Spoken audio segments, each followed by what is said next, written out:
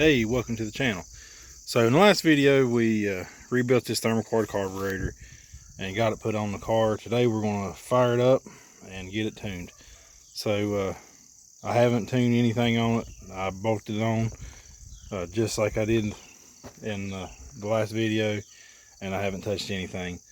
All I've done was the baseline mixture settings like I showed you in 4 or 5 videos ago. Turn the screws all the way in, turn them out about 2.5 turns. That's all I've done. So I do have my compression gauge out here, and my not compression gauge, vacuum gauge, and my timing light, just so I can set the idle and everything up. But let's crank it over and see how easy it starts with this carburetor. I think I'm gonna go ahead and pump it a few times. I did fill the bowls full, so there's gas in the bowls.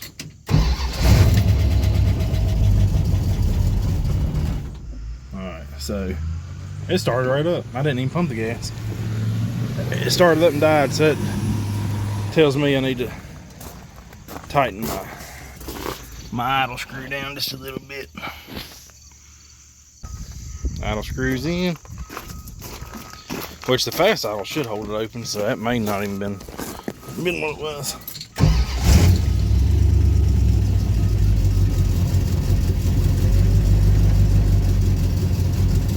Same thing. All right, so it's running. It's idling really low.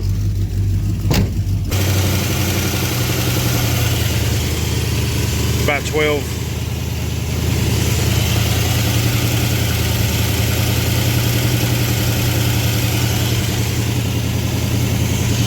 So far so good. It fired right up. That's pretty impressive, actually. All I done was build the bowls up. I worked the throttle back over here, and I didn't even have to pump it inside. That's pretty good. All right, well, I'm gonna let it warm up right here with the fast idle set. Make sure everything falls, choke and everything falls in like it should. And once it gets warmed up, I'll be right back. Alright, so we're out here tuning. We got our baseline set.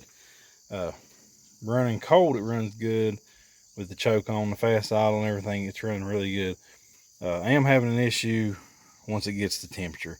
So when it gets to temperature and the choke is fully open and everything, it's not wanting to idle good at all. It's surging really bad. Let me start it back up.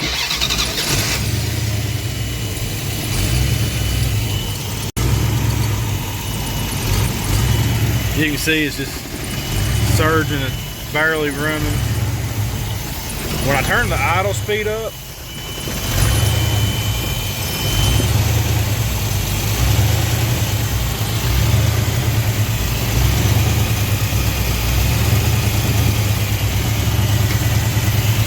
it goes away.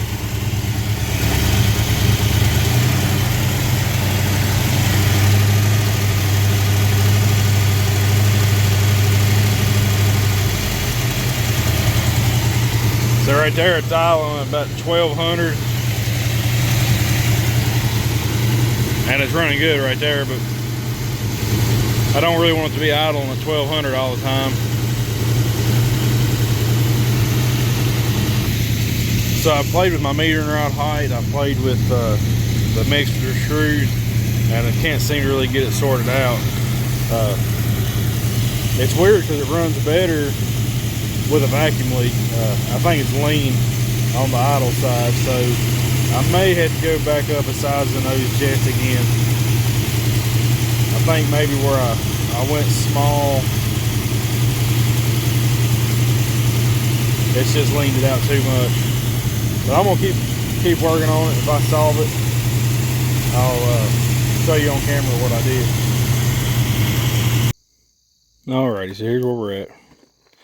It's taken back apart again. So it would not idle smoothly. It was sitting there surging. It was hunting. If I lifted up on the metering rods, it would smooth out. My vacuum is where it should, or where it was. it would smooth out, it would idle away 100. If I closed the choke, it would do the same thing. So it's telling me that it's lean. So I went back up and put the old jets back in it. We're gonna put it back together, try that out, and we'll try it again, see what it does. Alrighty, so we got it all put back together. We got our baseline set in at 2 turns. Get everything hooked up. Let's crank it over and try it, see if it starts.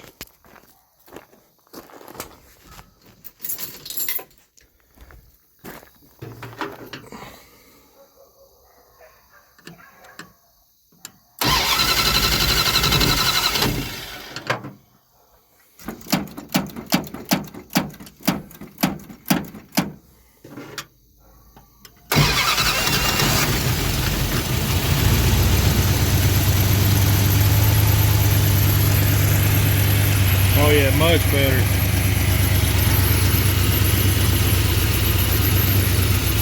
Well,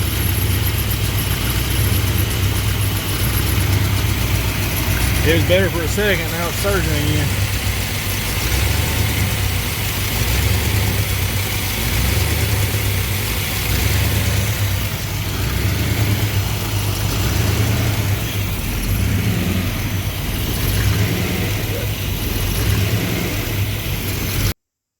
Alrighty, so we're back. It's a couple days later. I've been working on this carburetor off camera because I've had to take it apart and put it back together 5 or 6 different times, and we've already had one long video about that, so I didn't want to make this video way too long. So in conclusion, the small body on the large base does not work, or at least it did for me. Somebody might be able to tune it out. I could not. It was just lean no matter what I did. It was sitting there surging. I tried every single jet combination that I had, every single needle metering rod I had. I couldn't get it to tune out. It was just way too lean. Once you got past the idle flaps, like ports with the flaps, it would run. Like, I actually drove down the road, it runs fine, but I'd have to have my idle up like 1500 where the butterflies were just slightly open. It just wasn't working. But one thing I also noticed, like even when it was running and I got it tuned, kind of tuned out and to where it would run, I was running a lot less vacuum on the manifold than I was before, which I guess maybe it's where it's, that airflow was constricted. It's not sucking in as much air, so the engine's not creating as much vacuum. So I took it back apart and I took apart that carburetor that I said I didn't want to, and I cleaned it. I used the body off it. I got it on the car and ran it yesterday. Man, it runs fine. I still got a lot of tuning to do, which we'll finish up in the next video. But I just wanted to probably will put a little note in the description, like people who watching how to rebuild a Thermoquad, not to do this. I mean, it might be possible, it might be doable, it might be something that you could work out with the right amount of parts. But the parts that I have, I couldn't get it to work. I tried every single jet that I have. The biggest one I had, it was just, I used the biggest jet with the smallest metering rod, and it still was super lean. Like, just sitting there hunting for fuel, it was surging. And one way I know that it was lean is if I closed the choke manually, just reached in there and closed the choke, it would smooth right out and it would run, it would idle fine. So that tells me that it's lean. It's not getting enough fuel. It's too much air, not enough fuel. So I guess it was just one of those things, but that's why we do what we do. It's part of the process of learning and kind of understanding. That's what I enjoy. That's what I enjoy doing, is I like to research and development, figure out what works and what don't and why. Because if you never try, you never know. I'm sure that all these parts are 40 years old, 50 years old now, and I'm sure that through the years, the older generations have tried all this stuff once, and they probably figured out a way to make it work, honestly. And I'm sure that if I kept messing around with it and buying parts, I probably could have got it too. Maybe, I don't know, but I'm not gonna buy parts for something when I have 6 extra carburetors laying around. So what I ended up doing was, like I said, I took that one carburetor that was the large bore that I wanted to keep and rebuild, and I just took it apart and I used the body I fit. I still have a pile over here. This is my pile of Thermoquads. Here's a couple more. That's the air horn and the base off the one I took apart that I wanted to keep. So and you can see it needs a lot of rebuilding. It's pretty filthy. That is I think that's the chipped one. And then this is the one that I took off. This is the one we tried to run. And over here, we got just a couple. I took this apart for the jets, and these are small bores, and I don't remember what that one is, but I've got several over here. So I got 1, 2, 3, 4. That's 5, and then there's a base down here that's 6, and I got an air horn for it somewhere. So I've got 6 carburetors that I can play with later on. We got it back on the car. Like I said yesterday off camera, I took it apart probably 6 different times, just putting in different jet combinations. And finally, the last time I was like, let's just put the large body back on it, see if the problem goes away, and then I will know for a fact that it was the small primary base, or body, not base. So that's what I did, and it smoothed right out. It idles fine now. I got it done the idle mixture tuning, and got my vacuums right back to where it used to be, and everything's good now. So in this video, I'm going to get the cold idle set again, and we're going to play with the metering rods, the height. We're going to just kind of set it back to the base, and because I played with it too, I have it all the way out for where the other carburetor was.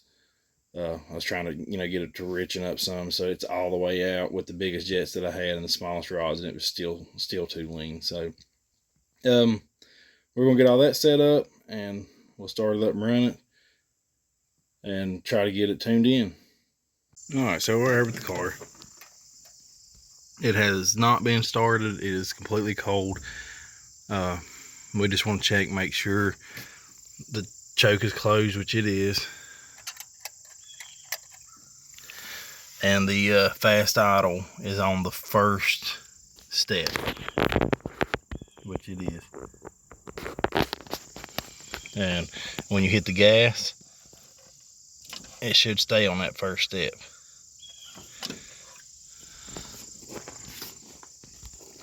Until the engine warms up. And once the engine warms up, you should be able to tap the gas and it should fall out of the way. If it doesn't, we'll have to back it out a little bit. I want to try to set the fast idle at about 1300, and then my main idle should be about 9. I like about 950, somewhere in there. But like I said, it's completely cold. I haven't started it today. So let's crank it over and we'll see how it runs. First, I want to adjust this metering rod down, and I'll show you how to do that on camera too. All right, so I'm gonna try to do this without getting my big old fingers in the way. So what you want to do, there's a screw in here. You want to press the rods all the way down until it stops, and then turn that screw counterclockwise.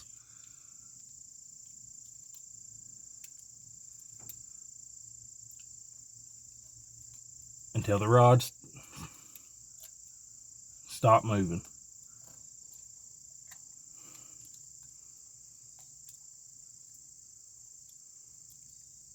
All right, so it stopped moving. All right, so now what I'm gonna do is I'm gonna turn that same screw just until I feel it bump back up.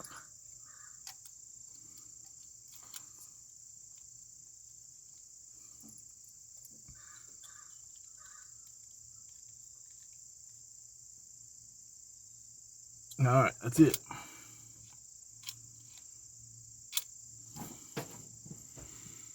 All right, so now we got that set. All right, now that that's set, we're ready to start it up. We'll see how it runs. We still got our vacuum gauge hooked up. So I'm gonna watch this vacuum on when it's cold. Make sure it's not bounced around. Make sure it's idle and smooth, and then we'll set those mixer screws again. I've got them. I kind of tweaked with them a little bit yesterday, but nothing too extensive. So we might be able to dial it in just a little bit better. I want to see how easy it starts, because yesterday I had it running, and when it was warm it started really easy. So I want to see how it starts cold. I'm not gonna hit the gas, because I already hit it over here once or twice. So I'm just gonna crank it and see what it does.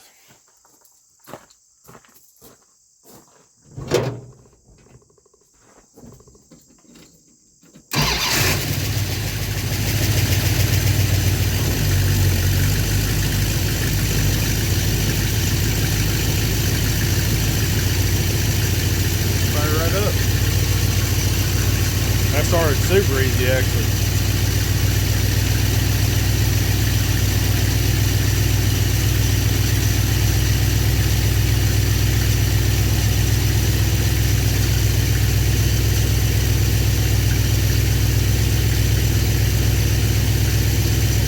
My fast idle isn't quite as fast as I'd want it. It's only about 1,000, but it starts good, so I'm gonna leave it alone for now. Show you my vacuum.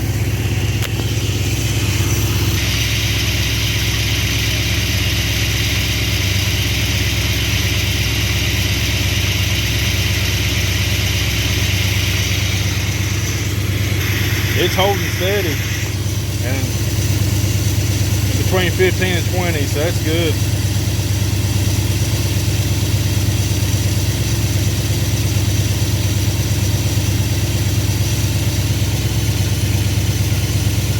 All right, let's get it warmed up.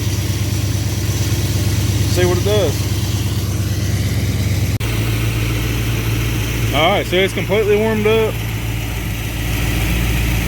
Still got a good steady vacuum. This is disengaged. I had to put it on the second step to get it to fall instead of the top one. So when it cools back off again, I'll try it on that second step and reset it. The first step, it wouldn't disengage when hitting the throttle. So I loosened up, put it on the second step, and then it fell when I hit the gas. So you might have to use the second step instead of the top one. But the choke completely opened, everything warmed up. I did turn my idle mixer screws in just about a quarter of a turn, and everything seems to be running good now.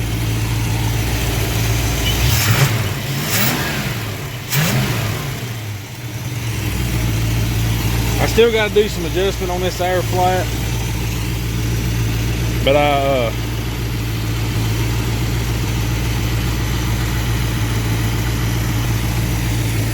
ordered a tool from Just Mopar Joe, so he should be sending that out soon, and I'll wait and do that with the proper tool so I don't make that mistake of dropping that spring again.